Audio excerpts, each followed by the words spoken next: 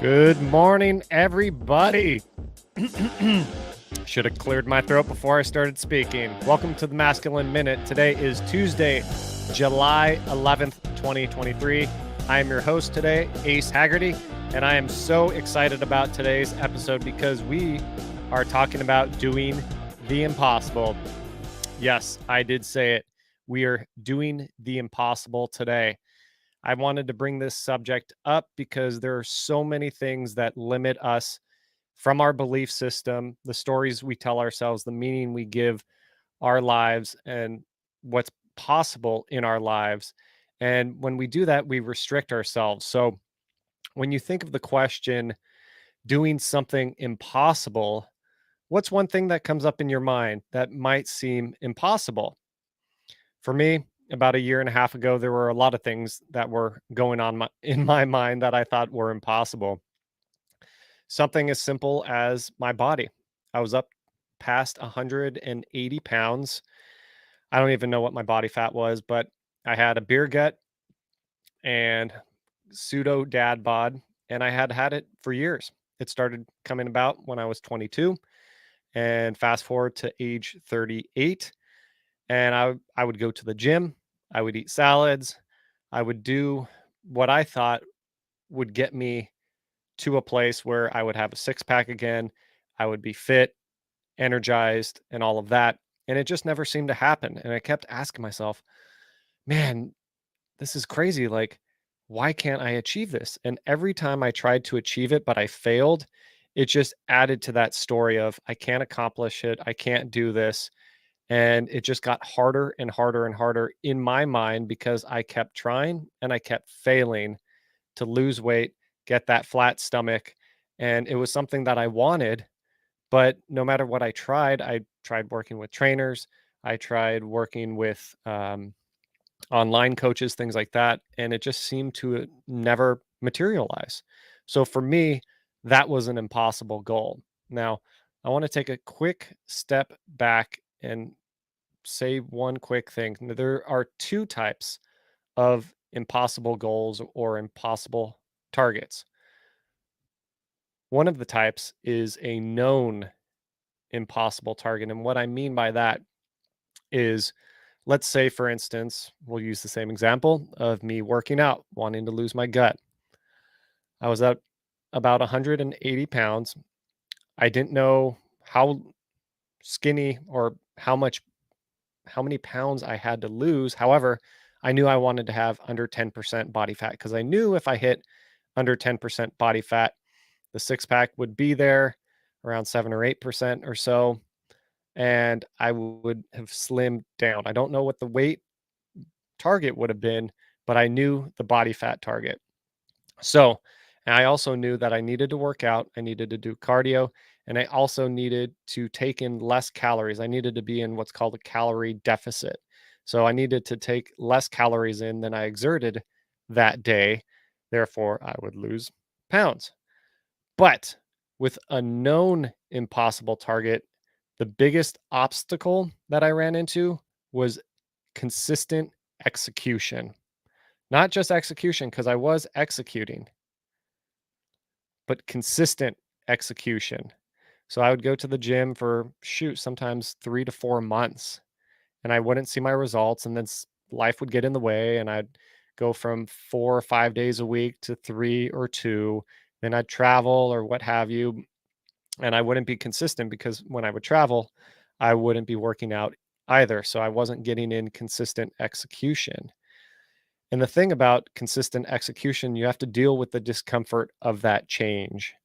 So it's not only that I'm going to go to the gym and I'm going to eat properly and healthy, there's the discomfort of that change. And that is where the mental aspect of things come in, where you really have to push through that discomfort because whether we realize it or not, your daily habits are so ingrained in you that deviating from those is going to cause stress on you mentally, stress on you physically, and you got to deal with that. The great thing though is your body will adapt very quickly. So if you push yourself going to the gym, from a couple times a week to 4 or 5 times a week, then you can push through that and your body's going to adapt within a couple weeks. So that is what we would call a known impossible target. Now, there's another type of impossible target or impossible goal, and that's the unknown impossible target. That is a little bit different. We don't know the strategy for the unknown.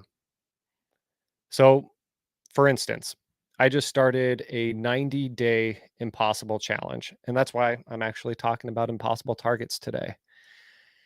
And my unknown impossible target is to grow my businesses to $25,000 a month net income. So, net income essentially means after gross income, you take out all the expenses and all of that jazz, and you're left with your net. So, the net is take home money. So, with growing the Ace brand, with growing my real estate portfolio, the strategy is kind of unknown at this point. I invest in short term rentals.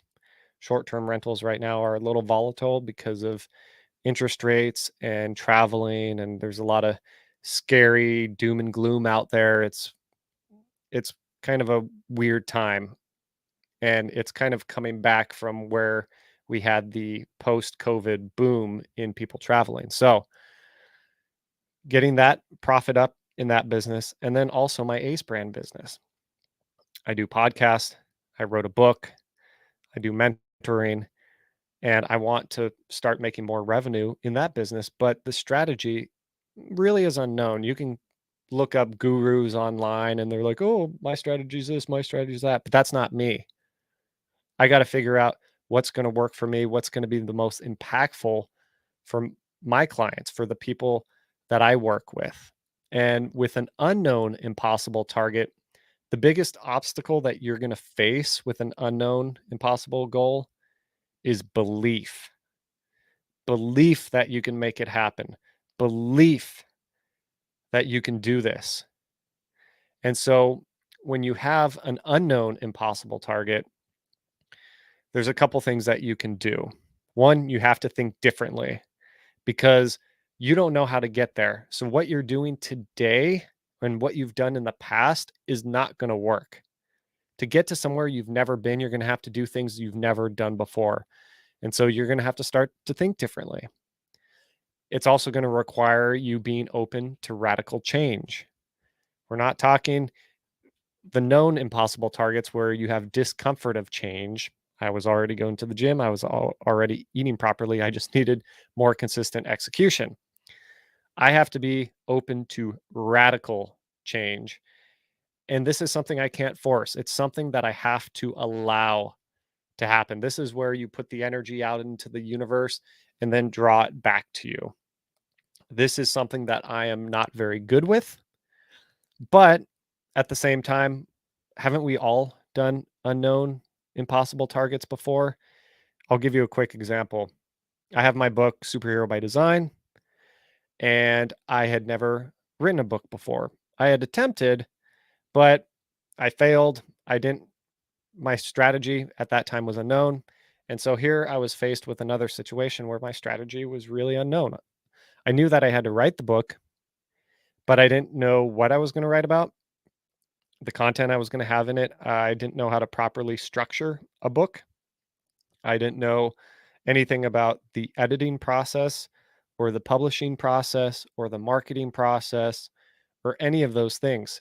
So writing a book is definitely an unknown, impossible target for me back then. And so I had to believe that I was going to write this book, that I was going to get it edited, and that I was going to get it published.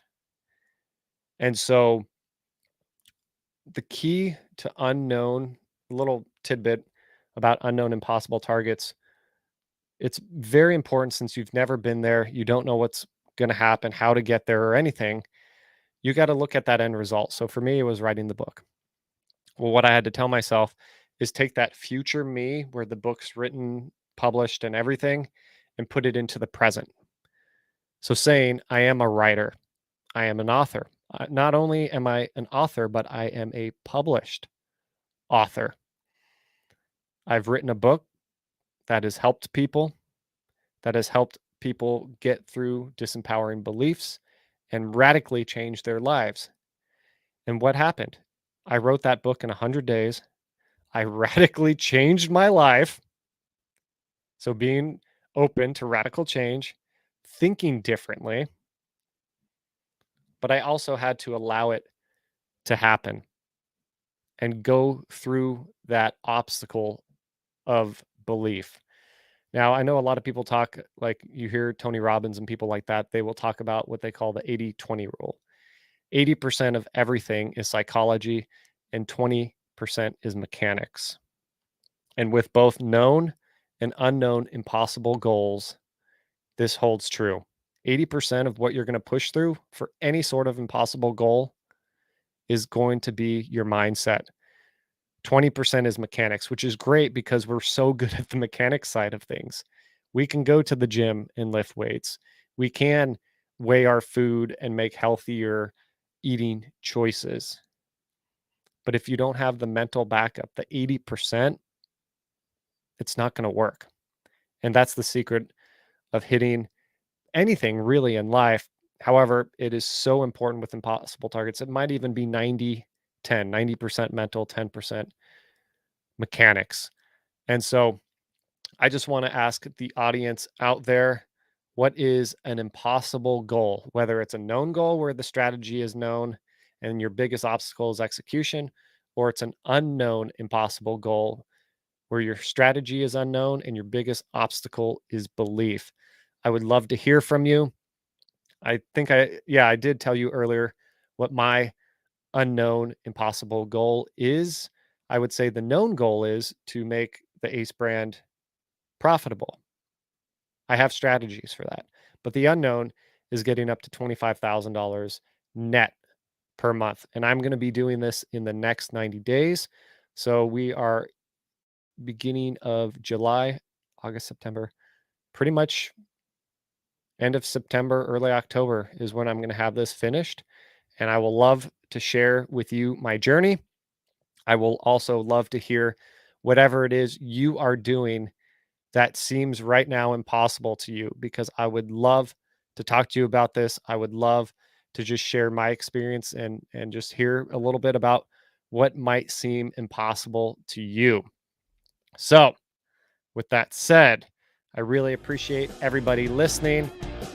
I really appreciate everything that you guys give to both myself and Joshua.